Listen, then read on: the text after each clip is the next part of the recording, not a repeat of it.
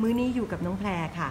น้องแพรก็ทีแรกเป็นผู้ใช้พอใช้ไปใช้มาชื่นชอบเนาะก็เลยขอเป็นตัวแทนด้วยน้องแพรชอบที่สุดคือสบู่มันดีงามไงคะสบู่นี้กลิ่นอันแรกเลยค่ะกลิ่นหอมรู้สึกว่าสดใช้แล้วรู้สึกเขาเรียกว่ายังไงมันรีเฟรช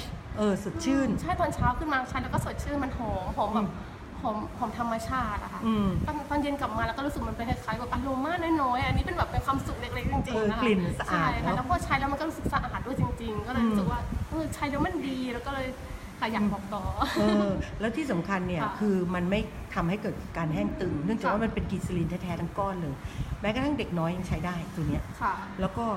มีขายอยู่ทั้ง3สายการบินเลยการบินไทยนกสกู๊ตไทยสมายเพราะฉะนั้นเรื่องคุณภาพเนอะคุณภาพนี้เชื่อมั่นได้เลยไม่ต้องกังวลเลยแล้วอีกตัวหนึ่งที่น้องแพรชอบมากคืออะไรเอ่ยคือตัวนี้เป็นกันแดดค่ะแล้วก็คือมันจะมีความเขาเรียกว่าอะไรนะมันไม่เหนียวเนื้อหนามันเบามากจริงๆอ่ะอย่างเช่นในวันที่เราสบายแบบสบายไม่ได้แต่งหน้าใช่ไหมอยากแบบสมมติไปเดินเล่นหรือว่าไปขี่จักรยานใช่ค่ะหรือว่าไปเดินอยู่ริมแม่น้ำโขงอะไรอย่างเงี้ยก็จะแบบตื่นเช้ามาแล้วก็มีแต่ทาตัวนี้ได้เราก็ออกเลยเพราะว่าไม่ได้แต่งหน้าอยู่แล้วใช่ไหมคะเราไปแบบสบายเราไปแบบแคชชวลเนอะจะมาแบบแต่งหน้าบางทีเราก็ไม่ได้อยากแต่งกันตลอดเวลามันไม่เข้ากับชุดกับกิจกรรมที่เราทำนี่ตอนเช้าไม่อยากแต่งหน้าแบบขี้เกียจใช่ไหมต้องพาหมาไปเดินเล่นอะไรอย่างเงี้ยไปเลยค่ะอันนี้ปุ๊บแล้วก็ออก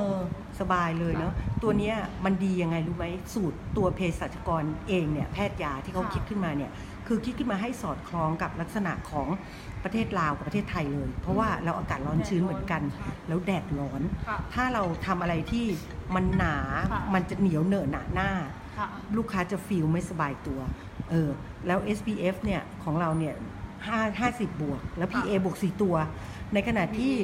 ส่วนใหญ่เนี่ยถ้า SPF สูงขนาดนี้ PA บวก4ตัวขนาดนี้จะหนาแล้วหนักหน้าแต่ของเรานี่ไม่เนอะเพราะว่าเหงื่อออกแล้วมันก็ไม่ออกมาแบบเป็นแบบเขาเรียกว่าอะไรคล้ายๆเยลลี่มันเรียกว่ายังไงมันเยิ้มบางทีเราถ้าบางวันเราแต่งหน้าก็พอตอนบ่ายแป้งก็เปลี่ยนสีแล้วกลายเป็นเทาๆแล้วหน้ามืดแล้วไม่กระจ่างแล้วสำหรับคนที่ชอบแต่งหน้าหรือไม่ชอบแต่งหน้าอันนี้ก็แนะนำจริงๆนะบอกว่าใช้เองแล้วมันดีอ่ะมันดีจริงๆค่ะเพราะว่าก็ตอนนี้เริ่มแพร่หลายไปในกลุ่มของ expat นะคือ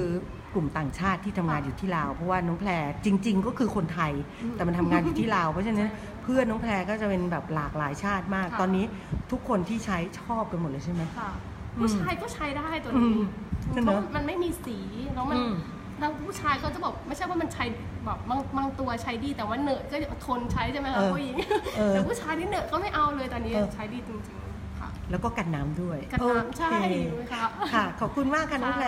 สวัสดีค่ะแล้วก็ขอบคุณนะคะเจ้าของสถานที่โรงแรมโดมอนค่ะแล้วก็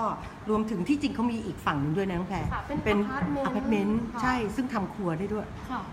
ดีโอเควันนี้เท่านี้นะคะสวัสดีค่ะบาย